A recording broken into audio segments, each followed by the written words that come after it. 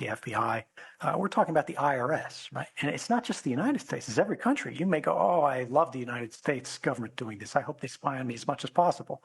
Well, what about China? What about Russia? What about North Korea? What about Iran? What about every little government that you don't like, that you don't agree with, right? And suddenly they can have every life of every person, every day, at every moment, on a live feed being interpreted at machine speed. And then you start feeding that those inferences into a decision-making process. This is the reason that I bring up the protesters at Columbia University, the protesters in Canada, right? It doesn't matter whether you're liberal, it doesn't matter whether you're conservative.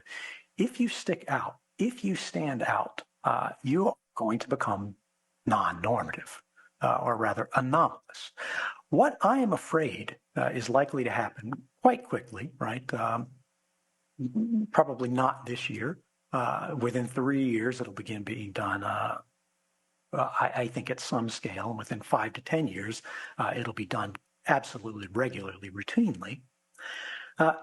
Is that they're going to take all of the transaction information that they can get. And this is going to start with big banks going on their own personal data sets. It's going to flow from there to people going, oh, where can we get this information publicly? Well, the Bitcoin blockchain is available for anyone for free at any time, right? And how do you train these models? You need learning sets. You need training data. You need data sets. So they're going to pull everything they can. They're going to feed it through these things. And they're going to try to teach them originally, I think this is going to be the easiest thing, what does a normal transaction look like? You know, what do 95% look like? And then they're just going to go, what is anomalous? What is strange? What is unusual? What doesn't quite fit?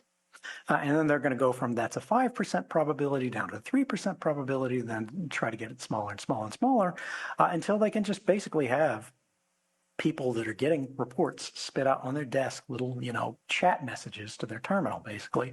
They're saying, this just happened, this just happened, this just happened. Do you want to continue? And that banking officer is going to get a click OK to continue on your life, on your ability to transact, on your ability to trade.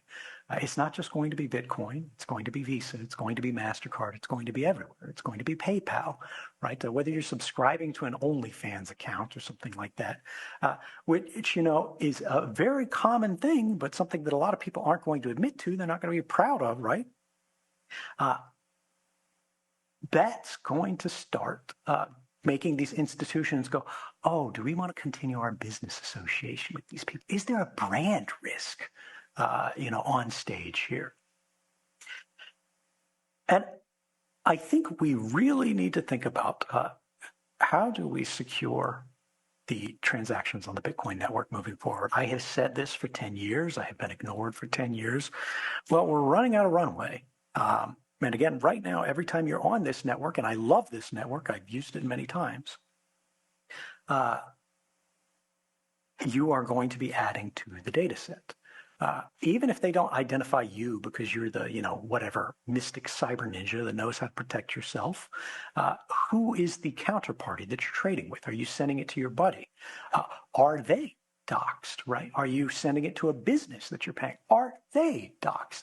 And larger parts of this transaction mesh of this network, as they get identified, the space for everyone else to have any kind of private interaction diminishes. Now, you might go, well, these big businesses, Visa, MasterCard, they have the transaction history for everybody, everywhere, all the time. And you don't know what they're using it for. But they're not screwing you, right? Well, AT&T, it was revealed this year, lost all of their subscribers' information, or an enormous subscribers' information, for a block of time. I think it was something like 6 months.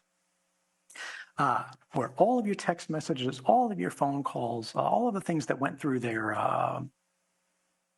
routing network, including some cell site location information, which means which cell phone tower you were connected to, were stolen by hackers. They haven't said who they are, as far as I know. They may not